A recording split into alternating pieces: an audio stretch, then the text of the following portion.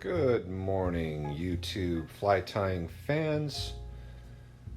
I'm Fishman Sam, guide and fly tyer here in Northwest Montana. We're gonna start tying a water walker here on a size 8 nymph hook. I like the nymph hook. It's strong and resilient to catching fish and tying heavy materials on. So here I am tying on some purple dubbing.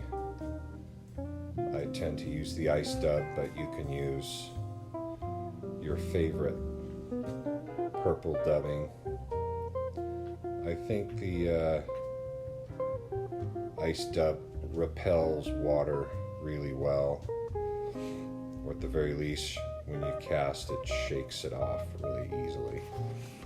So we're winding back and forth. This is kind of the more tedious part as far as I'm concerned. I don't relish the throwing on of the dubbing back and forth, but here we go. We're going to do this a couple of times just to get the thickness of the fly's body where we want it so that it looks good. I tend to tighten up the dubbing to make a pretty tight body so that, well, it seems like the fly sticks together a little bit better, and every time a fish grabs a fly, things kind of come loose. And even though it seems like the fish like the torn up bug, I like the bug to stay put together.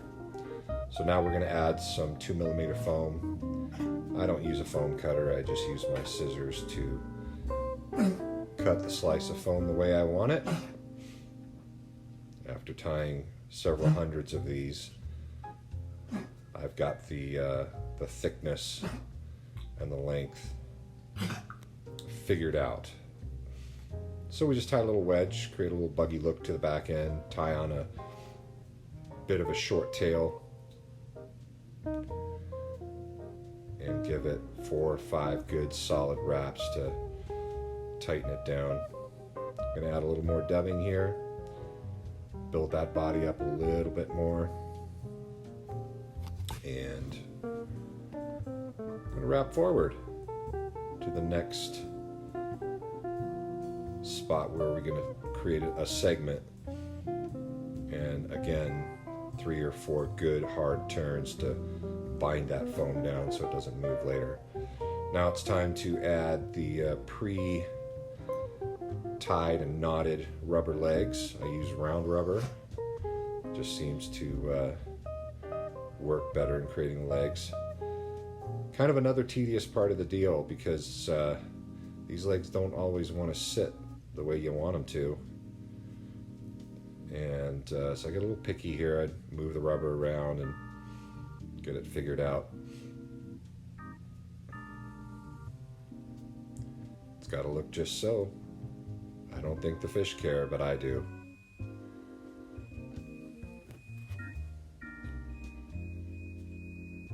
And tighten it down.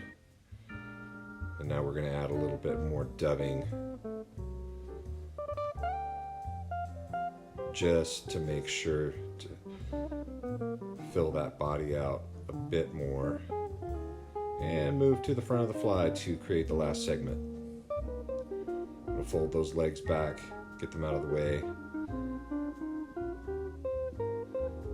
And oh, by the way, I'm using 6/0 uni thread. Has the strength to withstand tightening down the way I need to on these bugs. I'm moving those front legs forward, tightening them down in that segment, and getting a little repositioning.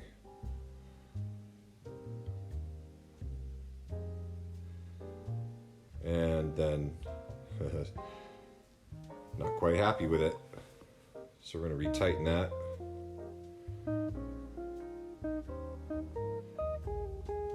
There we go.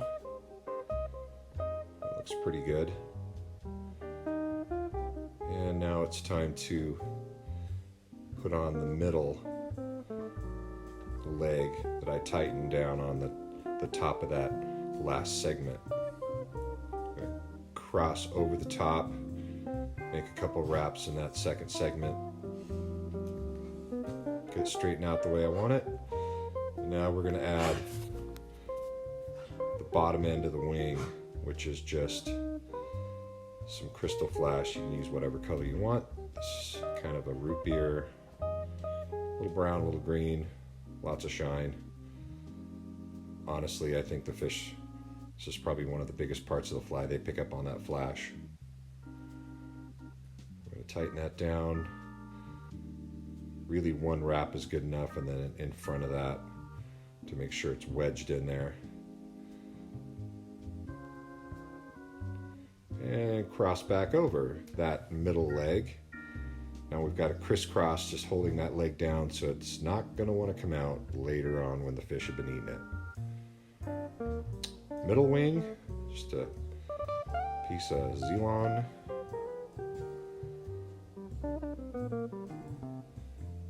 And pull that back, wedge it in.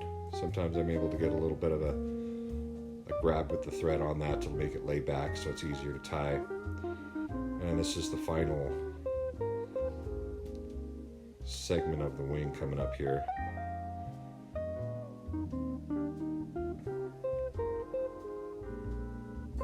Top wing, which just kind of gives it that more natural look. Again, I think this is, for me, the tire. I like the way it looks. I don't think the fish care about it. Tighten it down, fold it back, and come through and tighten down that wing in that second segment notch. Once we've gotten the wing situated the way we want it, we're going to tighten that down with 3 turns. Put a little bit of yellow foam on top just to give it some visibility. Pretty flat profile bug on the water. The white wing is usually what you spot, but it doesn't hurt to have a little bit of extra something on there to catch your eye when you're looking for the bug in the foam or through rough water. I usually wiggle a whip finish through here, 3 or 4 turns on the first one, and then 2 or 3 on the second one, just to make sure that doesn't come undone. Tighten that up, snip it loose, and we're really ready to start trimming the bug up. Final details.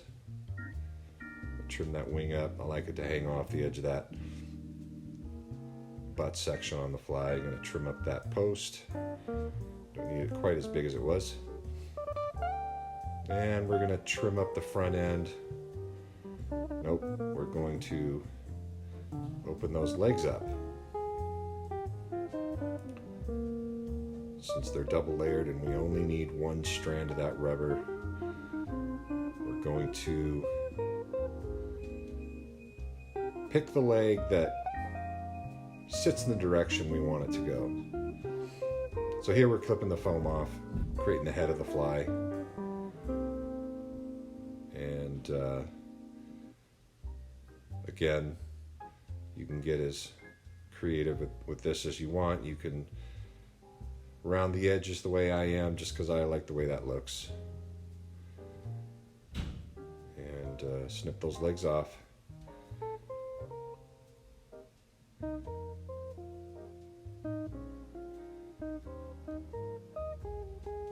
Sometimes I leave them really long, sometimes I snip them off kind of tight. Seems like the wiggle in those legs is part of the attraction to this fly. You decide how long you want those legs.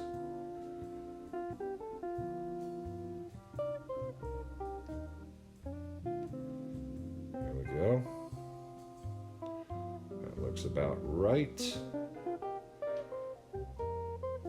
looking really good.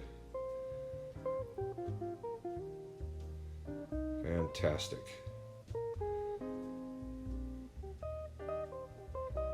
I don't know, it looks pretty buggy to me.